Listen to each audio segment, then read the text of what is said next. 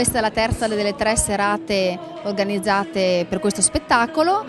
Qua abbiamo degli artisti locali poggesi che si esibiscono come cantanti dal vivo soprattutto, ma non solo, cantanti perché ci sono anche gli sketch comici, gruppi di ballo improvvisati come ad esempio i genitori della scuola materna San Giuseppe e i gruppi di ballo professionisti come il gruppo Astrea e il gruppo Onda Latina.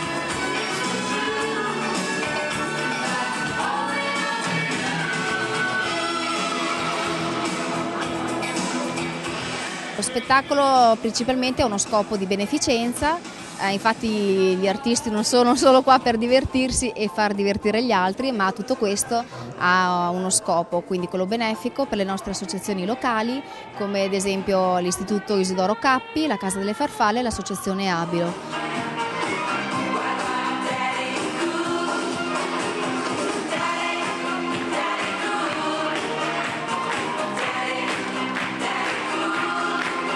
Quest'anno abbiamo avuto l'onore di avere anche come partecipante Don Paolo, che si è proposto rigorosamente dal vivo e anche lui ha voluto partecipare a questa edizione.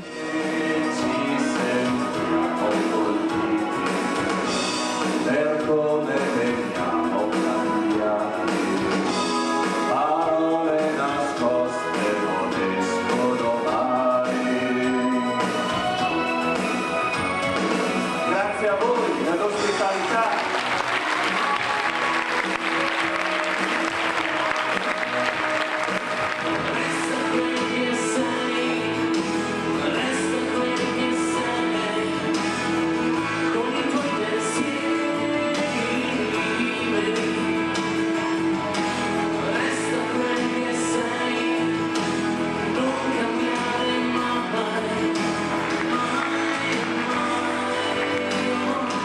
Per me è un piacere presentare il mio primo album, insomma, che è su tutti gli store digitali e dal titolo Vorrei sapere. Contiene 6 canzoni mie con la partecipazione di autori del chat di Mogol, arrangiamenti del mio discografico Gabriele Barlino.